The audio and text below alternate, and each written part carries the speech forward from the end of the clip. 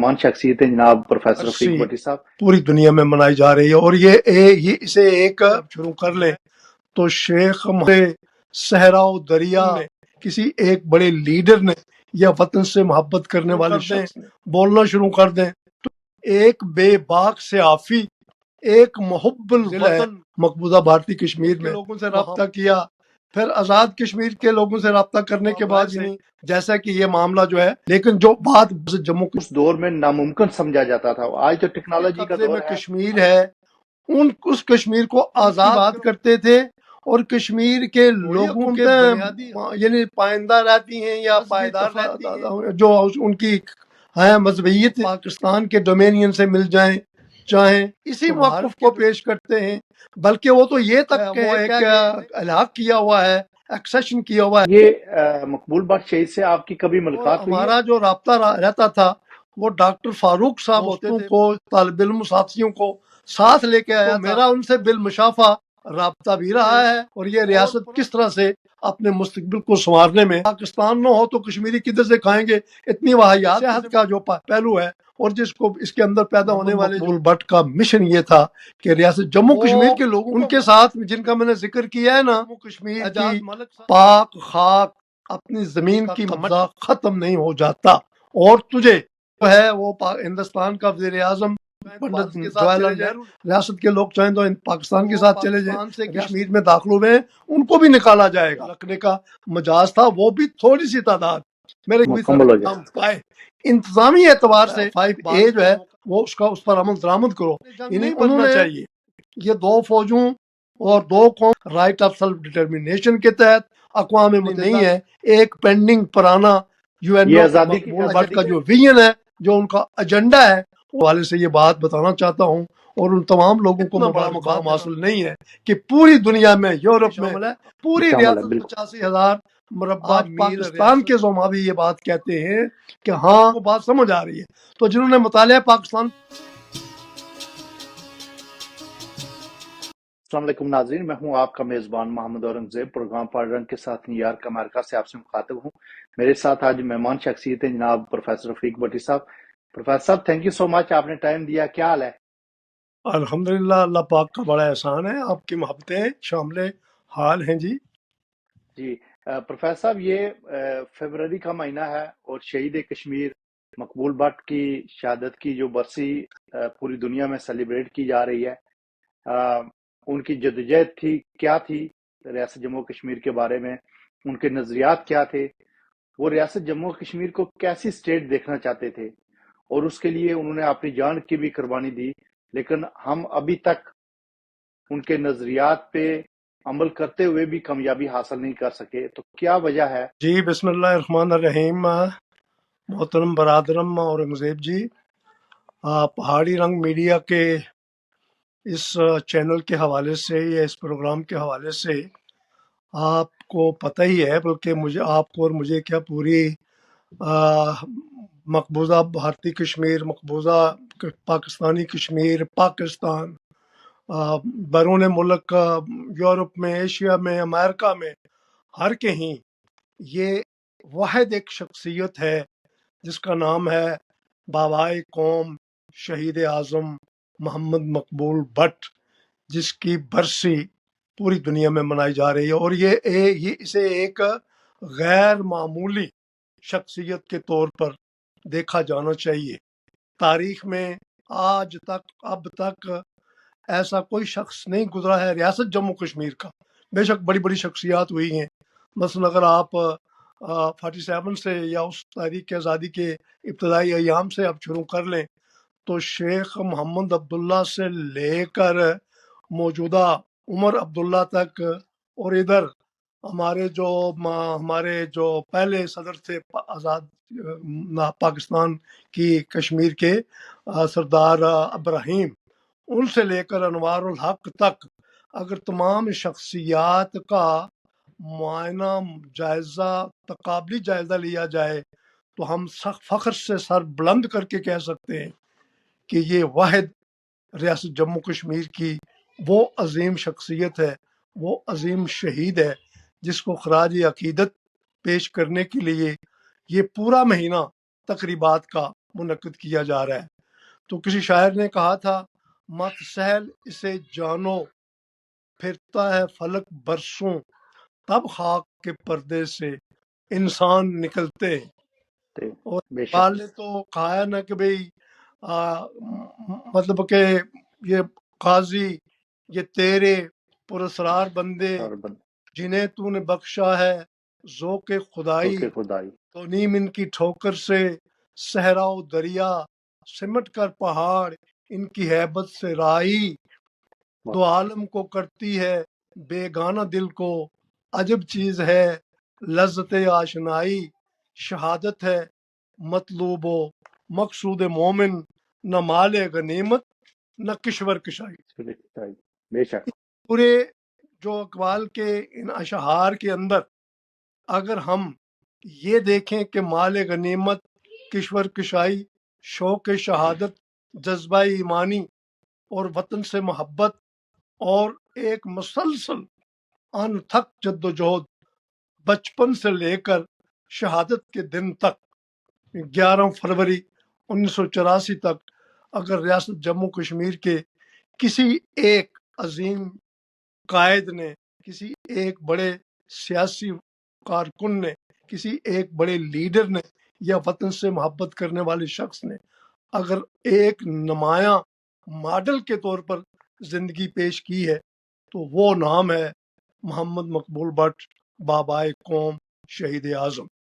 ان کی شخصیت کے تو بے شمار پہلو ہیں، یعنی اگر ہم ان کے بارے میں لکھنا شروع کر دیں، بولنا شروع کر دیں تو یقیناً ہمیں بہت ٹائم چاہیے۔ میں تو کوشش کروں گا کہ مختصر الفاظ میں اور مختلف وقت میں کچھ تھوڑا بہتا اپنا نذرانہ عقیدت خلوص کے ساتھ پیش کر سکوں۔ ایک خوبصورت نوجوان، ایک ہونہار طالب علم، ایک بے باک سے عافی، ایک محب الوطن سچا حقی کشمیری، ایک مدبر سیاستدان، ایک دلیر مقرر، ایک جانباز سپاہی اور ایک زندہ دل جاوید مومن، جس نے شہادت کا مرتبہ اور مقام حاصل کیا۔ کس لیے؟ اپنی قوم ریاست جموں کشمیر کے مظلوم محکوم لوگوں کی آزادی کے لیے۔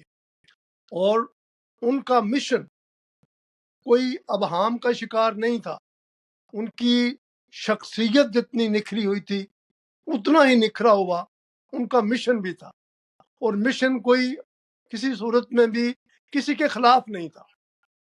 وہ کسی پڑوسی ملک یا کسی دوسرے ملک کے خلاف ان کی کوئی سوچ نہیں تھی۔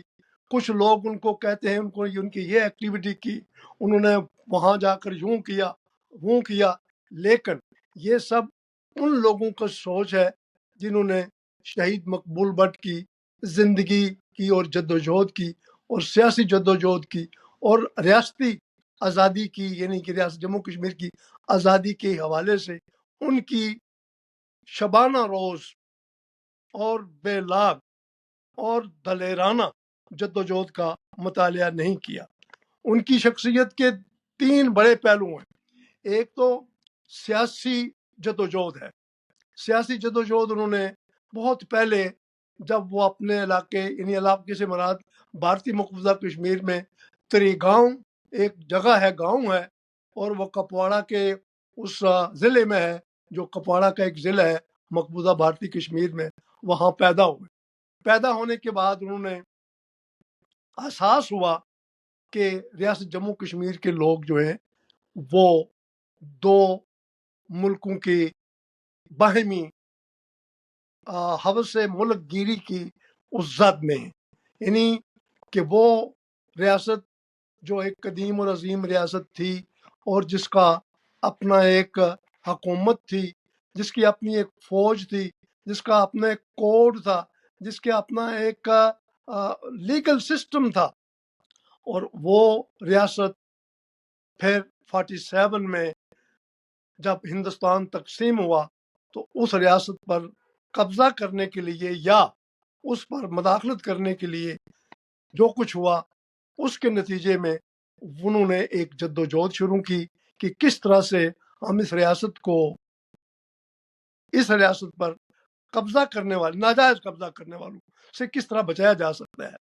اس ضمن میں انہوں نے جو اقدامات کیے اور جس طرح سے جدوجہد کی، جس طرح انہوں نے تعلیم حاصل کی، تعلیم حاصل کرنے کے بعد آزاد کشمیر کے لوگوں سے رابطہ کیا، پھر آزاد کشمیر کے لوگوں سے رابطہ کرنے کے بعد یعنی پاکستان کے زیر انتظام ریاست کے لوگوں سے رابطہ کیا کہ بھئی آپ کو کس طرح سے آزادی حاصل کرنی چاہیے، پھر انہوں نے بھارتی مقبوضہ کشمیر میں جا کر اپنی جدوجہد شروع کی، الغرض کہ انہوں نے اپنی پوری زندگی ریاست جموں کشمیر کی آزادی کے لیے داؤ پر لگائے رکھی، اور یہ واحد سیاستدان ہیں، واحد سیاسی ورکر ہیں، واحد کشمیری ہیں جن کو پارلی کشمیر والے انتظامیہ نے بھی ان کو اپنا دشمن سمجھا، اور اس طرف کی کشمیر کے جو انتظامیہ تھی انہوں نے بھی اپنا دشمن سمجھا، اور جو پاکستان کی انتظامیہ تھی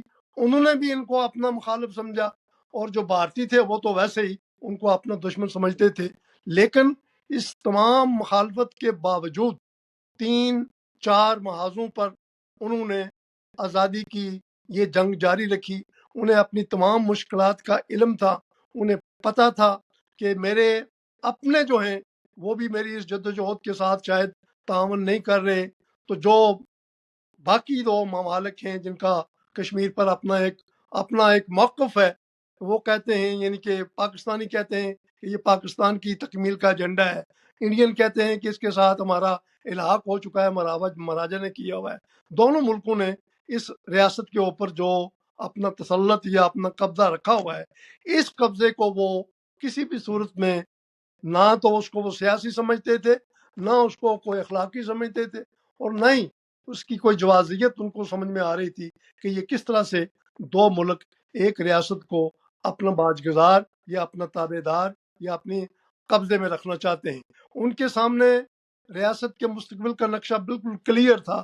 وہ یہ سمجھتے تھے کہ اگر ریاست جموں کشمیر کے لوگ یہ چاہتے ہیں کہ وہ پاکستان کے ساتھ شامل ہونا چاہتے ہیں تو وہ بالکل اپنی آزاد رائے کے ساتھ شامل ہو جائیں، اگر وہ یہ چاہتے ہیں کہ بھارت کے ساتھ شامل ہونا چاہتے ہیں تو آزادانہ رائے سے، استصواب رائے سے، جیسا کہ یہ معاملہ جو ہے وہ یو این او میں بھی ہے، یو این او کی قراردادیں بھی ہیں، اقوام عالم کو بھی اس کا پتہ ہے، اور پھر بھارت اور پاکستان کے آئینوں میں بھی اس کا باقاعدہ ایک سٹیٹس ہے، اور پھر پاکستان اور بھارت کے جو زعماء ہیں یا جو سیاسی بانیان ہیں ان نے بھی یہ اپنا معاہدے کیے ہوئے ہیں کہ ہم ریاست جموں کشمیر کے لوگوں کو موقع دیں گے کہ وہ اپنے مستقبل کا فیصلہ کریں، اور اسی مشن کو لے کر انہوں نے پوری زندگی اپنی جدوجہد کی، اور اسی جدوجہد کے نتیجے میں پھر انہیں اریسٹ کیا گیا۔ اریسٹ کر کے اس کے بہت سے یعنی کہ وجوہات ہیں کہ کیوں اریسٹ ہوئے، بہت سے لوگ بہت سی باتیں بتاتے ہیں، لیکن جو بات بالکل واضح ہے، دو ٹوک ہے جس میں کوئی ابہام نہیں ہے، اور جو آج بالکل تش تش بام ہو چکی ہے، جس کو پوری دنیا میں کشمیری ہر کہیں مانتے ہیں، اور حتیٰ کہ بھارت اور پاکستان کے جو زعماء ہیں وہ بھی مانتے ہیں ان کے اس مشن کو کہ فی الواقعہ ہی ریاست جموں کشمیر کا جو مسئلہ ہے وہ ریاست جموں کشمیر کے لوگوں کی منشا کے بغیر حل نہیں ہو سکتا، اور اسی مشن کی جی پروفیسر صاحب ایک ان کا پہلو جو مجھے اب سمجھ آتا ہے، جب ہم چھوٹے تھے تو اس وقت سمجھ نہیں آتا تھا کہ انہوں نے اپنی جدوجہد کا جب آغاز کیا تو اتنے دشوار اس وقت نہ ٹیکنالوجی تھی، اور خطوں کے ذریعے اور لوگوں کے جا کے ملنا اور لوگوں سے پوری ریاست کو اکٹھے کرنا، میں سمجھتا ہوں کہ یہ بہت بڑا کام تھا جو اس دور میں ناممکن سمجھا جاتا تھا۔ آج تو ٹیکنالوجی کا دور ہے، ہر کسی سے بات بھی ہو سکتی ہے، لیکن انہوں نے جو یہ مشن شروع کیا، یہ میں سمجھتا ہوں کہ یہ اس وقت ناممکن تھا جو انہوں نے جو ممکن کر کے دکھایا۔ بہت ناممکن تھا، میں آپ سے اتفاق کرتا ہوں، اس لحاظ سے بھی ناممکن تھا کہ اس وقت پاکستان کے زیر انتظام کشمیر کی جو حکومت تھی، جو بیسیکلی اسی لیے قائم کی گئی تھی کہ یہ بیس کیمپ کی حکومت ہے، اور اس حکومت کا کام یہ ہوگا کہ یہ وہ جو بھارت کے قبضے میں کشمیر ہے اس کشمیر کو آزاد کروائے گی اور اپنی حیثیت منوائے گی، اور جب اس طرف کے جو ہماری کشمیری حکمران تھے یا حکومتیں تھیں وہ بھی ان کو اپنے راستے کی رکاوٹ سمجھتے تھے، چونکہ وہ ایک متحدہ کشمیر کی بات کرتے تھے اور کشمیر کے لوگوں کے بنیادی حقوق کی بات کرتے تھے. وہ جبر اور استحصال کے خلاف تھے اور وہ یہ چاہتے تھے کہ یہ ریاست دونوں ملکوں کی جنگ کا وہ ایک قسم کی چھاؤنی یا کھاڑا نہ بنے، بلکہ ان لوگوں کو وقت دیا جائے کہ وہ آزادی سے اپنی مرضی سے جیسے بھی کوئی قوم استصواب رائے کا حق استعمال کرتی ہے یا حق خود ارادیت استعمال کرتی ہے، تو اس پیرائے میں وہ چاہتے تھے کہ اس ریاست کے لوگوں کو موقع ملے کہ وہ اپنے مستقبل کا فیصلہ کریں. اس جدوجہد کو انہوں نے منظم کیا، سیاسی سطح پر بھی اور عوامی سطح پر بھی، اور مطلب کہ اس کے عسکری سطح پر بھی، تاکہ اگر ان کا سیاسی موقف نہیں مانا جاتا تو پھر دوسرا راستہ بھی اختیار کیا جا سکتا ہے. لیکن وہ دوسرا راستہ بامر مجبوری ہے. جب حقوق کو نہ مانا جائے، جب حقوق کا اطلاف ہو، تو پھر یقیناً جس قوم کے حقوق بنیادی حقوق کا اطلاف ہوتا ہے وہ قوم اپنے حقوق کے اطلاف کو روکنے کے لیے اس کے پاس اپنا آپشن موجود ہوتا ہے، لیکن وہ آپشن آخری ہوتا ہے. ان کی بھرپور کوشش یہی رہی ہے کہ دونوں ممالک اس ریاست کے عوام کے حق خود ارادیت کو، حق استصواب رائے کو، اور ان کا جو سیاسی حق ہے، چونکہ یہ مسئلہ سیاسی مسئلہ تھا، یہ کوئی مذہبی مسئلہ نہیں تھا. ہماری ریاست ایک ملٹی کلچرل، ملٹی ریلیجیس، یعنی کہ ایک پلورل سوسائٹی تھی، اور بہت خوبصورتی سے یہ ریاست اپنا ماضی پیش کرتی ہے. اس کا ماضی یعنی کہ مذہبی اعتبار سے، سیاسی اعتبار سے اور دیگر امور کے حوالے سے بہت صاف ستھرا تھا. کسی قسم کا کوئی باہمی تضاد یا اختلاف نہیں تھا. نہیں تھا. پروفیسر صاحب سے شہید کشمیر بھی، پروفیسر صاحب شہید کشمیر مقبول بٹ بھی ہر مذہبی آزادی کے حق میں تھے. وہ یہ چاہتے تھے کہ ہر مذہب کا بندہ جو ریاست جموں کشمیر کا باشندہ ہے اس کا حق ہے کہ وہ ریاست میں اپنی زندگی عزت اور احترام کے ساتھ گزارے. بلا شک و شبہ. اور جدید ریاستی جو حکومتیں ہیں اور جو ہی حکومتیں یعنی پائندہ رہتی ہیں یا پائیدار رہتی ہیں یا ترقی کرتی ہیں، جو اپنے شہریوں کو بلا امتیاز رنگ و نسل، بلا امتیاز لسانیات یا دیگر مذہبی جو ان کی ہے مذہبیت، اس کو پس پشت ڈال کر ایک قوم کے طور پر، کشمیری ایک قوم ہے، اس کے اندر بے شک سکھ بھی ہیں، عیسائی بھی ہیں، مختلف مذاہب ہیں اور ہندو بھی ہیں، مسلم وہ بدھ بھی ہیں، ٹھیک ہے، لیکن کشمیری ایک قوم ہے. اور ہمیں کشمیری قوم کی حیثیت سے کشمیریت کے حوالے سے مسائل کو حل کرنا ہے، اور اس کا راستہ یہی تھا کہ اس ریاست کے لوگوں کو فریلی آزادانہ اقوام متحدہ کی قراردادوں کے مطابق بھارت کے آئین کی روح سے، پاکستان کے آئین کی روح سے، ہندوستان اور پاکستان کے زومار، ان کے بیانات اور ان کے وعدوں کے مطابق، یعنی خود بانی پاکستان قائد اعظم محمد علی جناح یہ کہتے ہیں کہ ریاستیں آزاد ہیں، وہ چاہیں تو پاکستان کے ڈومینین سے مل جائیں، چاہیں تو بھارت کے ڈومینین سے مل جائیں، چاہیں تو اپنا وجود قائم رکھیں. اور جی. بھارت کے وزیر اعظم پنڈت جواہر لال نہرو بھی اسی موقف کو پیش کرتے ہیں، بلکہ وہ تو یہ تک کہتے تھے کہ اگرچہ کہ مہاراجا نے ہمارے ساتھ ایک عبوری عارضی قسم کا وہ ایک الحاق کیا ہوا ہے، ایکسیشن کیا ہوا ہے، لیکن ہم لوگوں کو موقع دیں گے کہ وہ اپنی مرضی سے اس الحاق کو رد کریں یا اس پر قائم رہیں. تو یہ وہ بڑا مشن تھا. پروفیسر صاحب یہ مقبول بٹ شہید سے آپ کی کبھی ملاقات ہوئی ہے؟ دیکھیں جی، پہلی بات تو یہ ہے، اچھا سوال آپ نے کیا ہے. جب میں کوٹلی کالج میں لیکچر تھا، یہ 70s ارلی 70s کی بات ہے، 71 72 73 کی. یہ وہ زمانہ تھا کہ جب آپ جانتے ہوں گے ہمارے ایک دوست تھے اصغر سیٹھی صاحب، ملک اصغر سیٹھی صاحب، جی بالکل. اور ایک دوست تھے ہمارے اعجاز ملک صاحب. یہ دونوں فوت ہو چکے ہیں، اللہ کو پیارے ہو چکے ہیں. اور ہمارا جو رابطہ رہتا تھا وہ ڈاکٹر فاروق صاحب ہوتے تھے، فاروق حیدر، وہ پنڈی میں صدر میں رہتے تھے. تو ہم اکثر وہاں اس دور میں بھی میری ملاقاتیں وہاں ہوتی تھیں. پھر 1970 کے ابتدائی سالوں میں جب میں پنجاب یونیورسٹی میں تھا تو ان دنوں میں شہید کشمیر بابائے کشمیر محمد مقبول بٹ تشریف لائے تھے میرپور میں. تو جب مجھے پتا چلا میں یونیورسٹی میں تھا تو میں نے یونیورسٹی سے ایک گاڑی مطلب کہ بک کروائی اور 4 پنجاب یونیورسٹی کی 2 طالبات اور 2 طالب علموں کو ساتھ لے کر میں میرپور میں ان کے جلسے میں شریک ہوا اور ان کے ساتھ اپنا جو سوالات کا جو سیشن تھا اس میں باقاعدہ میں ان پاکستان کے دوستوں کو طالب علم ساتھیوں کو ساتھ لے کے آیا تھا کہ وہ دیکھیں کہ مقبول بٹ کیا چاہتا ہے، کیا کہتا ہے اور اس کا کیا مشن ہے. چونکہ عموماً یہ سوچا جاتا تھا کہ یہ جو کشمیر کے مطلب کہ مقبول بٹ ہے یہ شاید کوئی علیحدگی پسند ہے. تو ان کو میں اس لیے لایا تھا کہ یہ علیحدگی پسند نہیں ہے، یہ آزادی پسند ہیں اور آزادی ان کا حق بنتا ہے. تو میرا ان سے بالمشافہ رابطہ بھی رہا ہے اور پرانا تعلق ہے. یہ شاید لوگوں کو پتہ نہیں ہے. ہم ان بنیادی لوگوں میں سے تھے جو کہ 1970 کی دہائی کے آغاز سے اس تحریک کے ساتھ منسلک تھے اور وہیں سے یہ ساری کہانی شروع ہوتی ہے.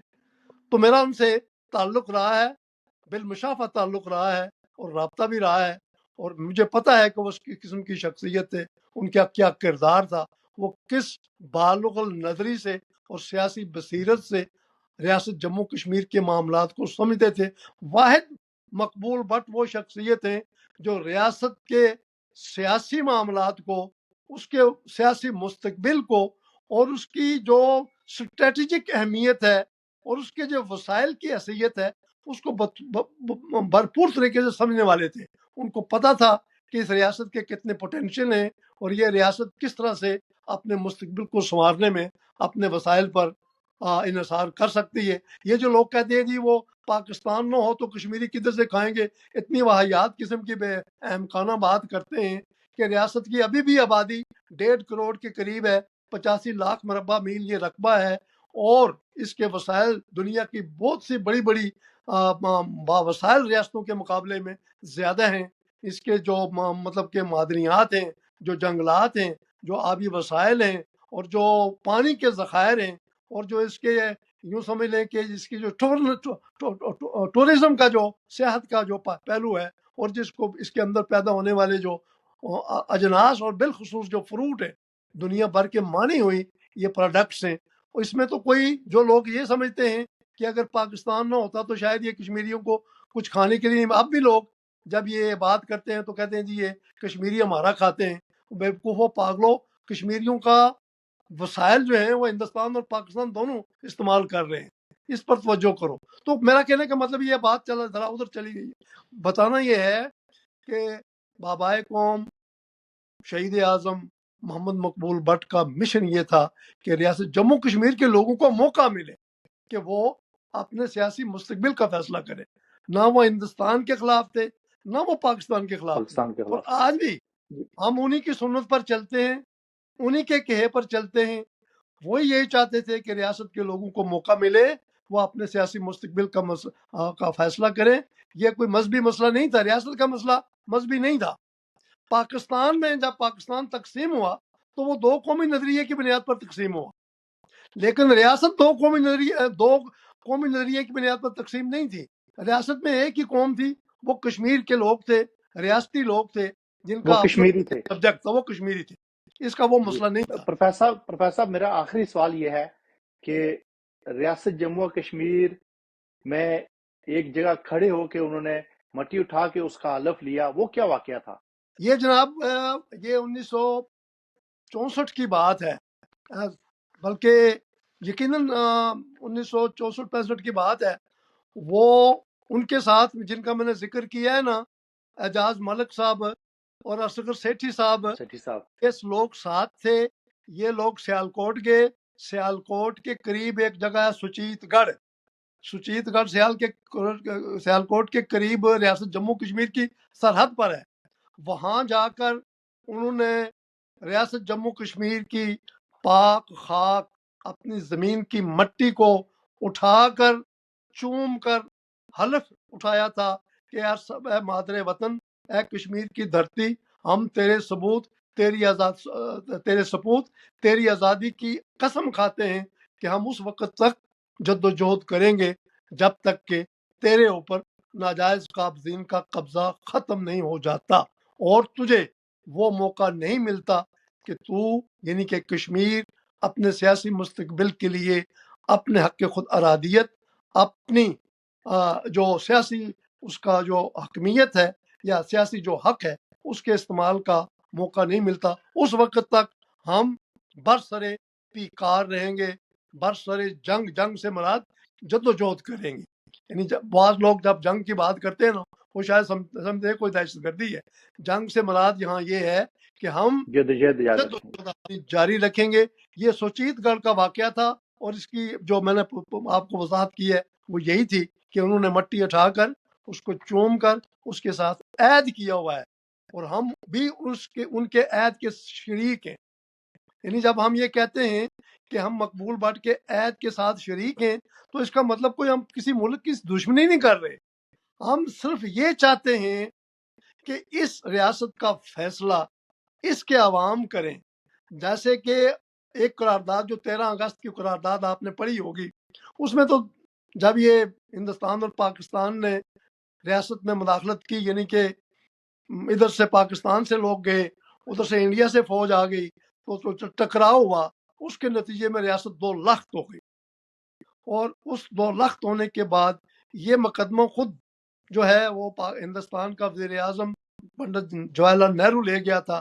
اس میں جو پہلی قرارداد 13 اگست 1948 کو منظور ہوئی تھی اس کی مندرجات آپ پڑھیں، لوگ کہتے ہیں جی کہ اس میں اس کا کوئی آپشن نہیں تھا، حالانکہ بات یہ تھی کہ اس میں 3 آپشن تھے کہ ریاست کے لوگ چاہیں تو بھارت کے ساتھ چلے جائیں، ریاست کے لوگ چاہیں تو پاکستان کے ساتھ چلے جائیں، ریاست کے لوگ چاہیں تو الگ تھلگ اپنی حیثیت کو قائم رکھیں، اور انہی باتوں پر پاکستان کی حکومت نے بھی دستخط کیے، ہندوستان کی حکومت نے بھی دستخط کیے۔ ایک بات اس میں بہت واضح تھی کہ پاکستان اپنی ساری فوجیں نکالے گا اور جو لوگ پاکستان سے کشمیر میں داخل ہوئے ہیں ان کو بھی نکالا جائے گا، وہ بھی نکلیں گے، لیکن بھارت کچھ فوج رکھے گا، اس کا مطلب مستقل نہیں۔ بھارت کو جو فوج رکھنے کی اجازت تھی وہ مشروط تھی، محدود تھی۔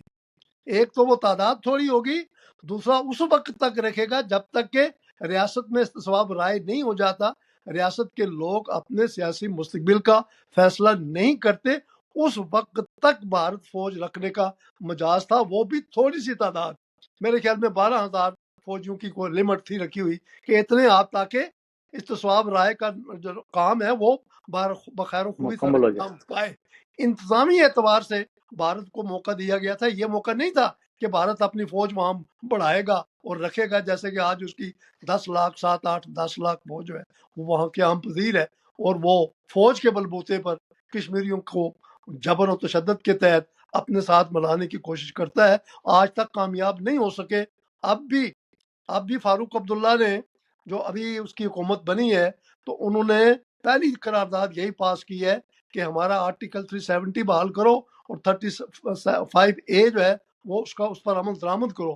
یعنی انہوں نے وہاں بھارت کو بتا دیا ہے کہ آپ کو ریاستی اسمبلی بحال کر کے ریاستی اسمبلی کی مرضی کے مطابق ہی آپ کچھ کام کر سکتے ہو۔ ہم یہی چاہتے ہیں کہ آزاد کشمیر میں بھی جو اسمبلی ہے وہ بااختیار ہو اور وہ اسمبلی بھی اپنے اختیارات کے ساتھ کوئی فیصلہ کرے۔ دونوں طرف کے اگر جو حکومتیں ہیں یہ باہم ان میں کوئی اتفاق ہو جائے، یہ مل کے کوئی فیصلہ کرے تو یہ ہندوستان کے لیے بھی مفید ہے، ان کے لوگوں کے لیے بھی مفید ہے، کشمیریوں کے لیے بھی مفید ہے، خطہ جو ہے جس کو ہم جنوب مشرقی ایشیا کہتے ہیں اس کے لیے بھی فائدہ مند ہوگا، لیکن اس کے لیے بصیرت چاہیے۔ اور بصیرت کون سی؟ مقبول بٹ والی بصیرت چاہیے۔ مقبول بٹ اس بات پہ بہت واضح تھے کہ یہ میدان جنگ نہیں بننا چاہیے، یہ 2 فوجوں اور 2 قوموں کے درمیان میدان جنگ نہیں بننا چاہیے۔ ٹھیک ہے قوموں کے دوسری قوموں کے ساتھ تعلقات ہوتے ہیں، اس امریکہ کو دیکھیں کتنی مطلب اسٹیٹس ہیں یہاں انڈیا کو دیکھیے کتنی سٹیٹس ہیں، لیکن سٹیٹس کا اپنا سٹیٹس جو ہے وہ بھی بحال رکھنا چاہیے. تو ہم وہ یہی چاہتے تھے کہ ریاست کے لوگوں کو آزادانہ استصواب رائے کے تحت، رائٹ آف سیلف ڈٹرمنیشن کے تحت، اقوام متحدہ کی قراردادوں کے تحت، ہندوستان اور پاکستان کے آئینوں کے تحت، ہندوستان اور پاکستان کے زعما کی ان کے وعدوں کے تحت ریاست جموں کشمیر کے لوگوں کو ان کا وہ حق ہر حال میں ملنا چاہیے. دینا چاہیے. اور ہم آج ان کی اس یوم شہادت پر ہم عہد کرتے ہیں کہ ہم ان کی اس تحریک کے ساتھ جڑے ہوئے ہیں، اور یہ پاکستان کے لیے بھی مفید ہے کہ وہ بھی جنگ سے نکل جائیں گے، ہندوستان کے لیے بھی مفید ہے کہ وہ بھی اس مسئلے پر جنگ سے نکل جائیں گے، اور کشمیریوں کو موقع اگر ملتا ہے تو وہ اپنی آزادانہ رائے کا اظہار کریں. اس میں کسی کے ساتھ کوئی مخالفت نہیں ہے، دشمنی نہیں ہے. ایک پینڈنگ پرانا یو این یہ او آزادی کی ایجنڈے پر جدوجہد ہے. پرانا ایک مسئلہ ہے. اس مسئلے کو جو قائد بابا کشمیر شہید اعظم مقبول بٹ کا جو ویژن ہے، جو ان کا ایجنڈا ہے، اس ایجنڈے کی روشنی میں ہی حل کیا جا سکتا ہے. اور میں یہ دو ایک بار پھر سننے والوں کو، سامعین کو، ناظرین کو آپ کے میڈیا کے حوالے سے، پہاڑی رنگ میڈیا گروپ کے حوالے سے یہ بات بتانا چاہتا ہوں، اور ان تمام لوگوں کو مبارکباد دینا چاہتا ہوں جو کہ اس وقت اس پورے مہینے میں ایک تقریب نہیں ہے.